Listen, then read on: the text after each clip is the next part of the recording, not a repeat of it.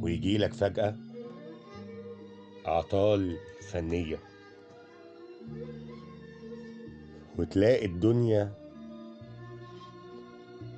بقت مش هي، وشريط السينما بيرجع تاني علشان الجاي مرار وقاسية.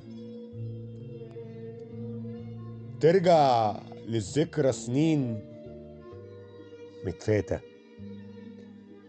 وتشوف الفيلم جميل في سعادة من قبل ما تعرف أي حقيقة، والناس واللمة تفصيل من باتا، والناس واللمة تفصيل من باتا. من وقت ما كنت بشوف الناس مليان في قلوبهم الإحساس، فبعيش الفيلم سنين لورا، فاقفل على الماضي ب100 ترباس.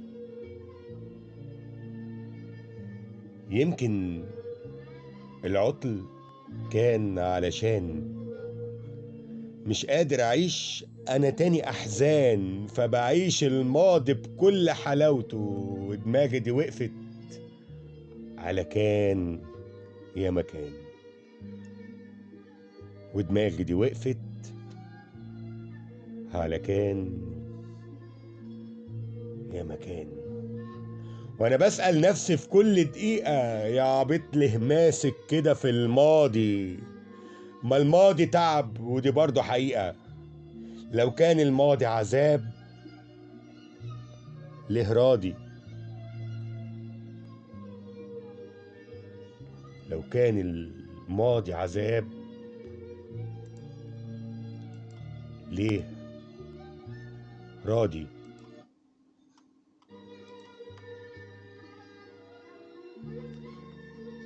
في الماضي كان فيه صحبة ولمة، وانا عارف ان اللمة دي كده، ودي ناس بياعة وقاسية ورمة، ما لقيتش معاهم معنى الحب. صدقني صحيح انا عارف كله، الماضي كان في عذاب بزيادة، وبعاتب زمن كتير وبقوله لا عشت عذابي وآلام متعادة،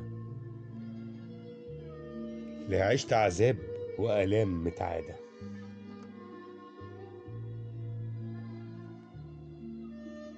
وانا عارف ان الماضي ده صعب، لكن صدقني كان في حب.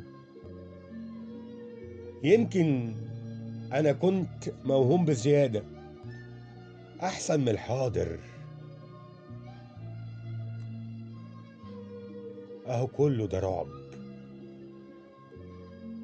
احسن من الحاضر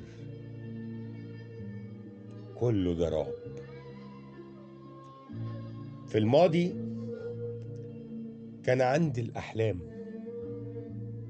بتقول الجاي هيبقى تمام،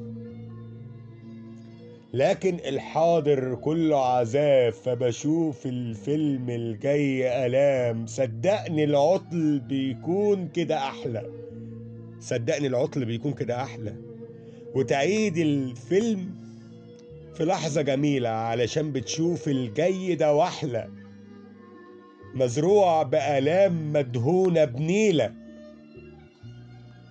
مزروع بآلام مدهونة بنيلة. أنا فيلم حياتي قصة وحكاية، والمشهد صعب ما حد معايا، راح فين اللمة وكل الحب؟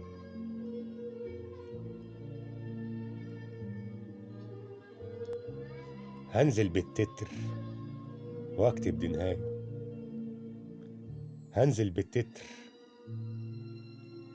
واكتب دي نهاية ميلاد منير.